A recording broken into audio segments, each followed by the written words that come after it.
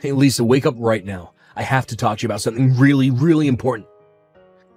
Nick, it's 3 in the morning. What are you doing trying to call me on the phone right now? It's because I have something huge that we need to talk about right this instant. You know how you met my friend yesterday? Oh, are you talking about Emily? Yeah, you invited her out to eat lunch with us yesterday. What about her? Well, the thing is that after you broke off, Emily and I ended up hanging out for a bit afterward. And anyways, she gave me her final score on you. Her final score? What is that supposed to mean? And I didn't know that the two of you were still hanging out after that. I thought that we all went our separate ways after we had lunch. I mean, you dropped me off at home, and I thought that you went back home as well. Well, yeah, I dropped you off, but then I met back up with Emily afterward. She wanted to tell me about the final score that she gave you. She was watching you to see if you were going to be a good fit for me to marry. Sorry, so you're telling me that whole time we were having lunch, your friend was secretly judging and grading me? You do realize that we just celebrated our 10th anniversary as boyfriend and girlfriend, right? Don't you think it's about time that you and I finally got married? Of course, I realized this would be a really big decision for the both of us, so I asked my friend to try and give me an unbiased third-person perspective on you. So if I understand this, you're telling me that the whole reason you invited your friend and introduced her to me was so that you could have her rate me? Then again, I did think it was really weird that you were even introducing me to one of your friends in the first place, since I haven't really met any. But Emily is a really, really good friend of mine, and we've known each other since we were in elementary school. So that's why I wanted her to administer the final test to you. Well, okay, I guess that sort of makes sense. How did I do then? Did I pass in Emily's eyes? No, Lisa. I'm afraid you didn't pass at all, actually. And that's why I think that you and I should break up. Wait, what? You're telling me that Emily told you that you and I shouldn't get married? That's right. She was very honest about her opinion, and she said that you just wouldn't be a good fit for me. She told me that I would be better off looking for a better woman than you. So, I'm sorry, but that's why you and I have to break up now. I realize now how much better I could be doing. But, hold on. You mean that you're really going to break up with me because a friend told you to? We've been together for a whole decade. You can't just subject me to some test I don't even know about and decide to end it all because I didn't pass it. No, this isn't just some arbitrary thing I was putting you through. Surely you can understand how well a friend I've known as long as Emily would serve as a judge of character for me and anyone I was dating. I trust her to know who would and wouldn't be a good fit for me, so I take her advice very seriously. I don't even know what to say to that. I mean, I only met her once. How can she pretend to know me after such a short interaction? I'm sorry, but I think it's just absurd for you and I to break up over something silly like this. Lisa, you really don't know Emily like I do. She's a really sharp girl, and she knows these kind of things better than anyone else I know of. You didn't offer to get us water when we all sat down. You didn't offer Emily a bite of your food to try. You just weren't being charming at all, and Emily saw right through that. What? Are you really telling me that that's what I got failed for? It may not be enough for you, but I was more than convinced by Emily's assessment of you. So I just really don't think that I can see a future with you now. Instead, I'm going to take Emily's advice to me and break up with you before we get any deeper into this. I don't believe this. You're really just going to throw away 10 years of dating me because of what one friend tells you? This is insane. Why didn't you stick up for me at all? What should I have told her that she wouldn't have already seen? Besides, Emily is one of my best friends, and I know that she's going to know what's best for me. Maybe even more so than I would myself. So I'm sorry, but I'm not going to go against what Emily says when I know how good her intuition is. So then you're really going to go through with this? Even though we've been dating for 10 years? Even though we were talking about getting married? I'm really sorry about this, Lisa, but after hearing what Emily had to say about you, I realized that I can't marry you the way you are now. You got a long way to go before I could even think of marrying you now. Hey there, Lisa. I was watching that whole conversation between you and Nick just now. It must really suck to be broken up with by your boyfriend so early in the morning, right? Wait, what? What do you mean? Are you saying that you were with Nick when he was texting me? I'm just saying that I'm so sorry that it seems your boyfriend broke up with you because of what I had to say to him. I was only giving him my personal opinion on the matter. So I hope you can see that it's really not my fault that he chose to listen to me, right? But he said that if I didn't think you were good enough for him, then you must really not be good enough for him. You didn't answer my question, though. Are you there with Nick right now? You've been watching our text conversation this whole time? That's right. We had so much fun after lunch and ended up hanging out all night. In the end, he missed the last train back home and had to sleep at my place. After all, he was in no place to drive by the time we finally were ready to call it a night. I don't even know what to say to any of this right now. Are you telling me that my boyfriend spent the night at another woman's house? Only to text me early the next morning and tell me that he was breaking up with me? That's right, but don't let this get you down. I'm sure you'll find a man that you're more suited to be with. There are plenty of fish in the sea. Although it is so sad that this means the end for your 10-year-long relationship with Nick. But I'm sure that someone just like Nick will come along for you at some point in the future. You just wait and don't give up hope. I don't need any comforting words from you, thank you very much. If anything, you're going to be the one who needs good luck. And just why should I have anything to worry about in any of this right now? Come on, you don't see how obvious it is that you two should be together? I mean, Nick may have cut me off, but you two have been friends even longer than we were dating. I think that if anything, you should probably just date Nick. Even if all you'd be doing otherwise is making him break up with his girlfriend. Oh, I see what you're trying to get at with all of this. Let me tell you that you don't have to worry about a single thing when it comes to that. I don't think I'll have to rate any more girls after you. And just what is that supposed to mean then, huh? Well, it's because I'm already taking your advice, and Nick and I are, in fact, already dating each other. So I'll never have to save him from a girl like you again. Wow. You're kidding me, right? Are you two actually going out so soon after breaking up with me? That's right. I mean, it's like Nick said, there isn't another girl in the world who knows him as well as I do. And after all this time has passed, it's clear to him that he and I are meant to be together. I think it's kind of funny the way he just perfectly transferred from you to me, but it really does make sense when you think about it. I don't think this is funny at all. You used your position as his friend to get yourself into a place where you could keep other women from him. I bet you were trying to find a way to date him this whole time, but that doesn't make you a good friend. You were just manipulating him. You really think that I won't be able to make Nick as much, if not more, happy than you were able to make him? I think the two of you are more suited for each other than you realize. Now goodbye. Lisa, it's been so long since you and I have last talked. How have you been? You doing well? Nick, what are you doing texting me? What do you want? What is this about? Well, I was just thinking that you and I are getting pretty up there in age now, and, well, I was wondering if you'd like to marry me. Excuse me? You're really asking me if I would like to marry you? I mean, you're almost in your 40s now, aren't you? So am I, and I'm still single, so why don't you and I get married? Now hold on just a moment. I thought that you and Emily were dating each other this whole time. What happened to that? Did you two break up? Is that why you're running straight back to me? Ugh, this has got to be a joke. Don't even say her name around me. I broke up with that other woman. She got pregnant and then kept bugging me about getting married. Then it turned out that the kid she was having wasn't even mine, so we broke up because she cheated on me. You're kidding me. That's really how you two ended up splitting up? That's right.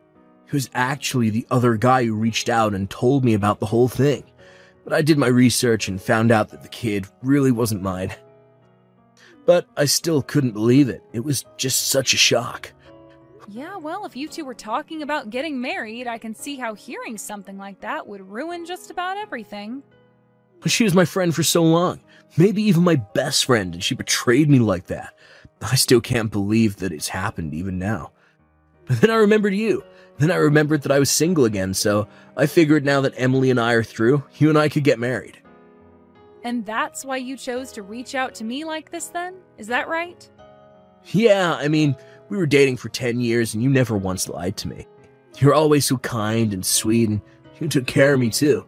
It's clear that you were, and still are, the only girl for me. Give me a break. You've got some nerve talking to me after 3 years and trying to flirt like this. Honestly, even reading these messages is enough to piss me off. You're only coming back to me because you got broken up with. Well, yeah, that's true. But isn't this the perfect chance for you and I to get back together? I seriously doubt you have that many suitors at your age. Are you really gonna tell me that you'd rather be single and old than be with a catch like me? I thought you'd be just a little more excited to hear from me after all this time. You did not actually just type that message and send it to me, did you? Oh, come on, Lisa. Can't we just calm down and talk about this rationally? Do you really think you'll be able to find another man who wants to marry you at this age? It's not like you'd even be able to give a husband to yours kids or anything at this point. Oh, I'm sure you are doing all of this because of how concerned you are about my prospects. Just saying that I'm here as a choice for you, and I think a very good one at that. Don't you remember how good it was when we were together? You can have that again. We can still even have kids if we hurry. Let's just think of the past 3 years as a short break. It's nothing compared to the decade that we spent together. I will have you know that I already have a husband and children. Thank you very much. Wait, what? What do you mean by that? I mean that I want you to stop all of this nonsense right now. Did you really think there was even a chance that you and I would end up together? You're acting as if I'm delusional when you're the one hitting up old flames because you're so desperate at your age. But good luck finding someone who'll marry you and have kids with you now. Wait, hold on a second. What do you mean that you're married and have kids? I mean, I thought that you were single. How do you have a family? Are you stupid? I mean, was that a real question? I don't even know what to say. You literally answered it for yourself. I got married, and then I started a family. It's how the whole thing works. Hold on a second. You're telling me that you got remarried. You actually managed to find a man willing to marry a woman like you. But how could you do that without asking me first? Why in the world would I need your permission to marry someone after we broke up? Besides, I started dating my husband a year after you left me. We got married a year later, and then we had our first child not long after. This can't be happening. You were supposed to be mine. All mine. But then you go and get married and have a child with some other man. Nick, seriously, what are you even talking about? You and I broke up 3 years ago. You have no say at all with what I can and can't do in my life. But look, I know that Emily said that you and I weren't meant to be together, but I never actually wanted to break up with you. Besides, what's the deal with you moving on and getting married and having kids so quickly after we broke up? Don't you think you moved on way too fast after a 10-year relationship? Who do you think you are telling me that? You were the one who slept with your best friend and texted me that we were breaking up the next day. But you can't compare the two. They're completely different. Whatever, I really don't have time for this nonsense. Have a nice life, Nick. Wait, no, you can't just go. Please. Emily betrayed me, and now you're the only person that I can turn to. What am I supposed to do?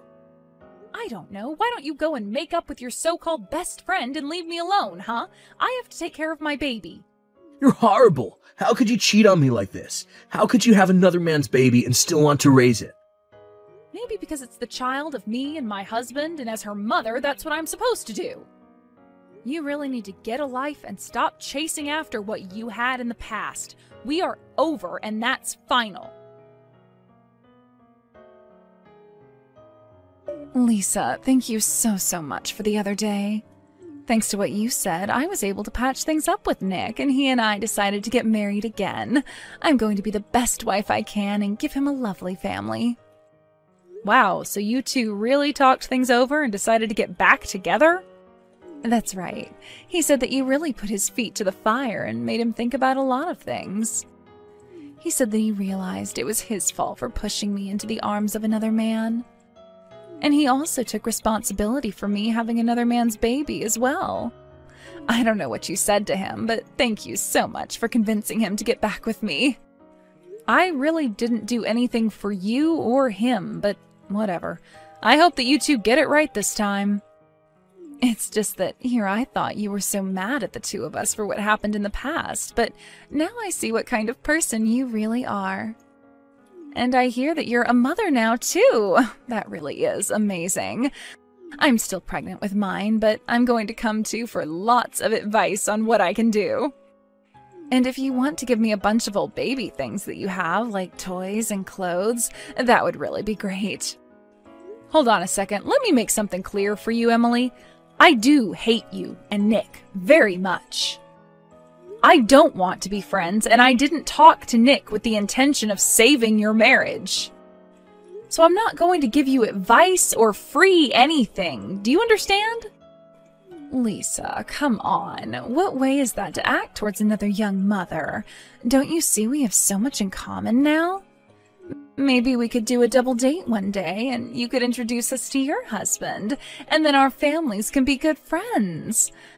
I mean, I'd just love to meet whatever loser actually decided to marry you. Ah, that's what I was waiting for. You should know that my husband is actually a supervisor at your company. I take it you know a Mr. Brown, right? Hold on a second. You're telling me that you're married to Corey Brown?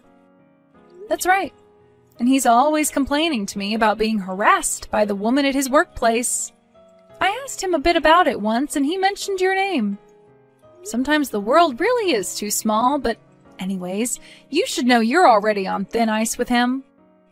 You're kidding me, but I hardly even do anything. It's not my fault I have such strong, womanly charms. By the way, I assume you've hidden all this from Nick, but I've heard from Corey, who heard through the office grapevine, that your baby's dad is a married man from your office.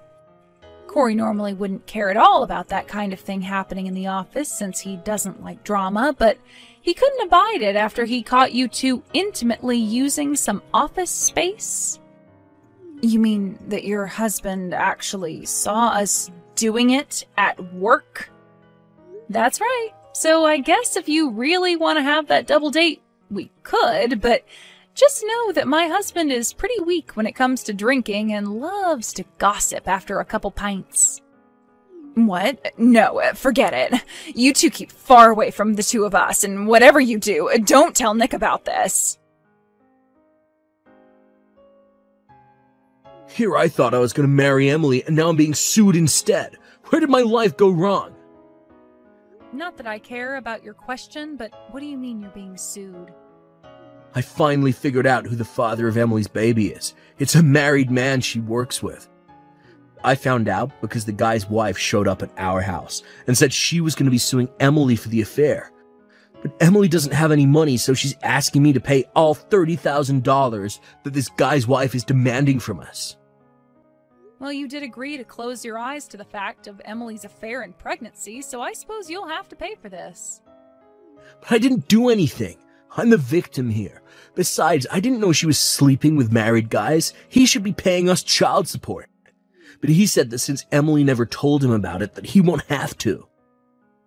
You know, I feel the worst for this poor kid Emily's going to have. Well, you should feel bad for me. But please, look, you have to get back together with me.